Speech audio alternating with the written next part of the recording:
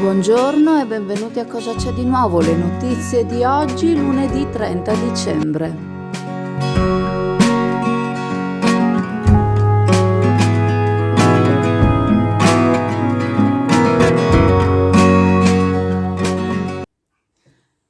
Durante il Consiglio Comunale dello scorso 9 dicembre, la consigliera di Obiettivo Chioggia Alessandra Penzo ha sollevato il problema della pavimentazione dei due ponti di legno della città, il ponte pedonale dei Saloni e il ponte Baden-Powell, che alle condizioni climatiche e meteo attuali diventano scivolose, provocando cadute tra i ragazzi che li percorrono in bicicletta per quanto riguarda il Baden-Powell e tra molti anziani sul pedonale dei Saloni. La consigliera ha aggiunto che la bicicletta che ha preso fuoco al liceo lo scorso fine autunno era scivolata cadendo proprio sul ponte Baden-Powell, ipotizzando nella caduta un'eventuale concausa al successivo incendio.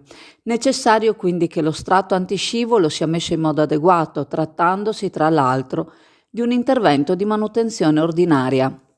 L'assessore ai lavori pubblici Mancin, chiamato in causa, ha reso noto che la posa dello strato antiscivolo consiste in un particolare intervento che offre una garanzia ventennale per il ponte Baden-Powell, mentre diverso è l'intervento che viene effettuato al ponte dei Saloni che offre una garanzia decennale ma che viene verificato ogni 2 anni.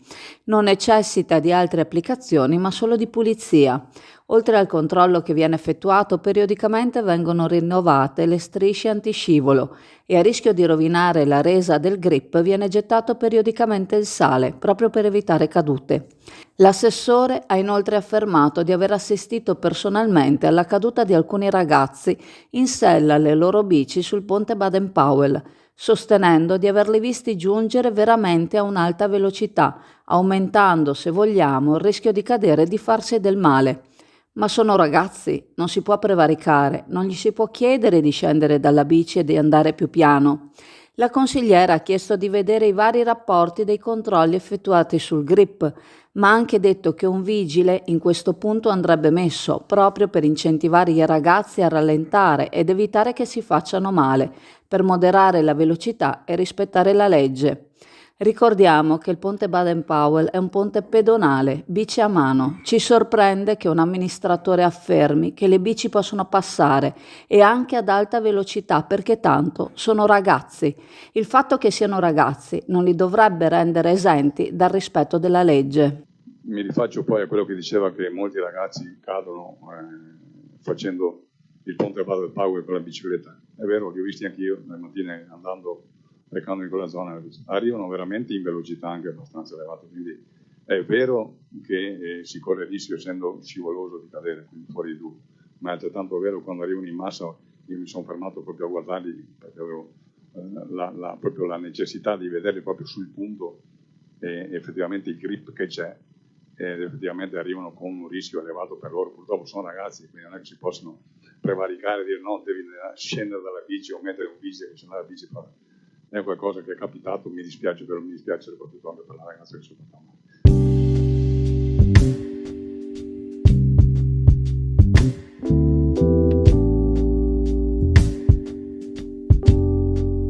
A Venezia, in prossimità del Capodanno, viene ricordato che è fatto divieto di accendere articoli pirotecnici esplodenti di qualsiasi natura in tutto il territorio comunale, norma valevole per tutto l'anno e non solo in questo periodo, per tutelare persone, patrimonio monumentale, ma anche gli animali domestici. Ci agganciamo a questo assist per ricordare le conseguenze che i botti possono avere sugli animali, non solo su quelli di casa, ma anche su quelli selvatici. La forte esplosione al loro udito sensibile risulta moltiplicata e può causare disorientamento, malessere, tachicardia. Li può spingere a cercare rifugio scappando, attraversando la strada, non mettendo a repentaglio solo la loro vita, cosa di cui non sono coscienti, ma la vita di chi se li può trovare improvvisamente davanti e che nel cercare di evitarli può a sua volta esporsi al pericolo. Non solo cani e gatti, basta pensare al terrore che fa alzare in volo l'avifauna, uccelli che spaventati si alzano in volo all'impazzata, rischiando collisioni che possono avere un esito tragico, facendoli volare via dei nidi, lasciando incustodite le uova o i piccoli. Gli animali non bada se chi spara i botti sono i ragazzini sotto casa o se il festeggiamento è su larga scala, si spaventano e basta, anche se lo spettacolo pirotecnico si svolge a qualche centinaio di metri di distanza. Per gli spettacoli organizzati esistono comunque alternative ai soliti spettacoli pirotecnici, che un po' di fascino sembra lo abbiano perso davanti a ciò che la tecnologia può offrire. Esistono fuochi d'artificio silenziosi, senza il botto, che offrono comunque uno spettacolo che può svolgersi eventualmente a tempo di musica, ma esistono veri e propri spettacoli di luci laser, di ologrammi o ancora con figure realizzate da centinaia di droni in movimento, tutto in base alla disponibilità economica che chi organizza decide di mettere nel budget. Siamo convinti che offrire un'alternativa attenta al benessere degli animali, ma senza rinunciare allo spettacolo, dimostrerebbe la vera attenzione nei confronti della fauna di un territorio. E siamo nello studio del Servizio Nord-Est 2.0 e volevo sapere di che cosa vi occupate. Ci siamo fortemente focalizzati sui bonus edilizi, in particolare sul superbonus, quindi interventi prevalentemente condominiali di efficientamento energetico. Il superbonus esiste ancora, fino al 31/12/2024 l'incentivo è stato ridotto al 70% e fino al 31/12/2025 è stato ridotto al 65%. Per maggiori informazioni su superbonus e agevolazioni fiscali per le ristrutturazioni edilizie, Servizi Nord-Est 2.0, via Bembo, Sottomarina di Chioggia, Venezia. Bene, siamo qui a Valgranda, qui dietro c'è Canal di Valle, qua abbiamo Fabio Fioroni, l'impresario agricolo di questa tenuta agraria. C'è stato il Capodanno e i segni del Capodanno sono arrivati fin qua.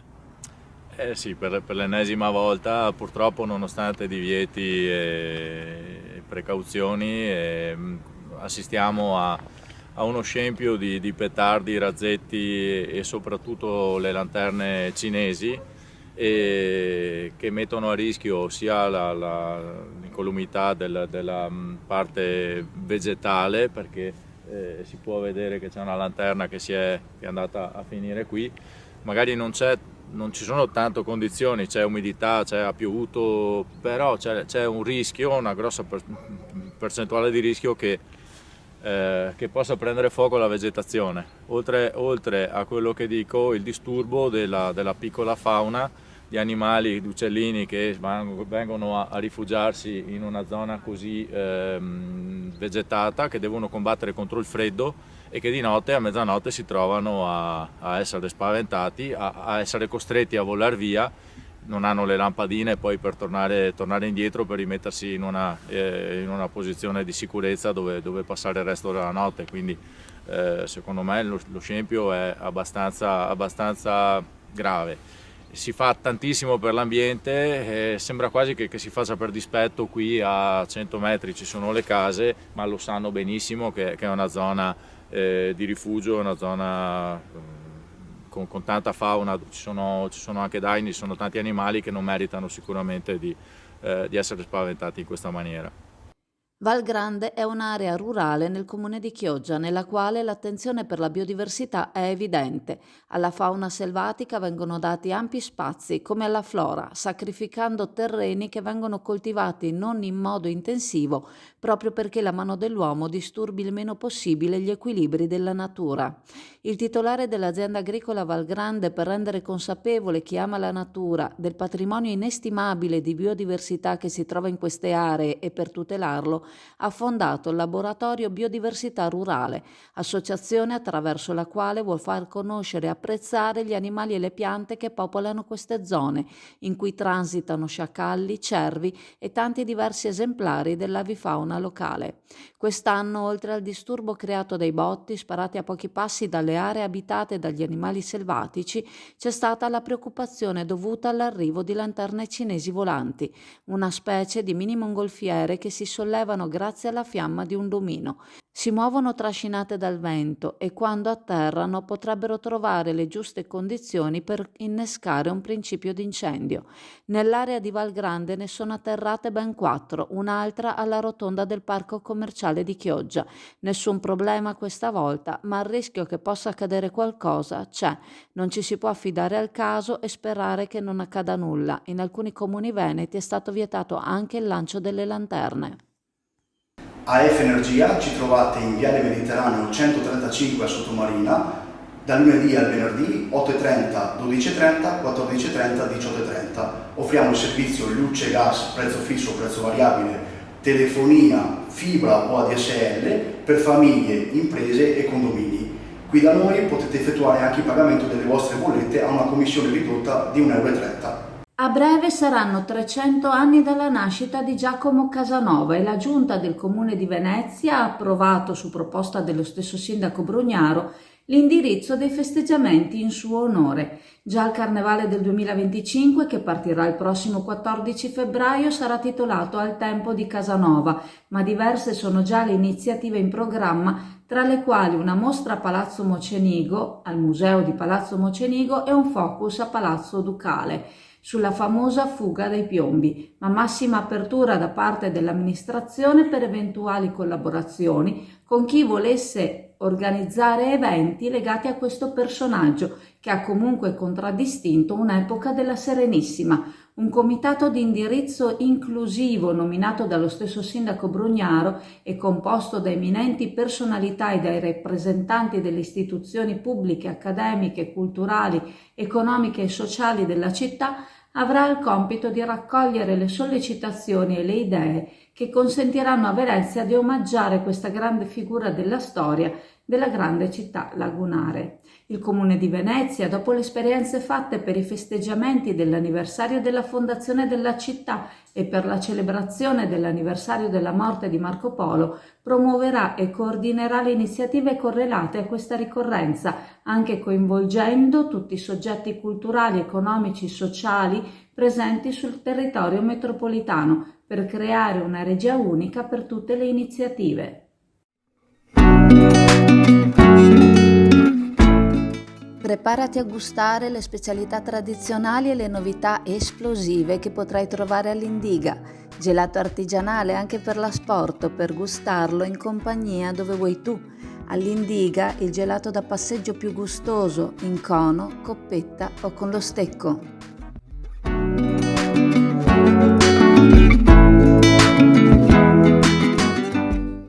Mi sento quasi di dire che dopo i romani, diciamo, l'intervento più grosso è quello che faremo con le Olimpiadi, 20 milioni di euro, sono tanta roba e penso che questo sia un riconoscimento a Verona, a quello che è stato fatto con questa valorizzazione di questo monumento che da altre parti in giro per il mondo non sono così valorizzati, di tenerlo ancora in vita, così bene in vita, e soprattutto per l'amore che io ho sempre dimostrato per Verona. E quando ho candidato, diciamo, il Veneto alle Olimpiadi di Cortina, ho pensato subito alla serata di chiusura delle Olimpiadi, all'apertura delle Paralimpiadi all'Arena di Verona, e sono convinto che questo ci ha premiati. Dragster Italjet, motori ad alta prestazione 125, 200 e 300 cc. Telaio fuori dagli schemi con un carattere unico, una guida emozionante, fari full LED. Un Urban Superbike di cui ti innamorerai. Vieni a vederlo da SD Auto, Chioggia, Viale Stazione 36.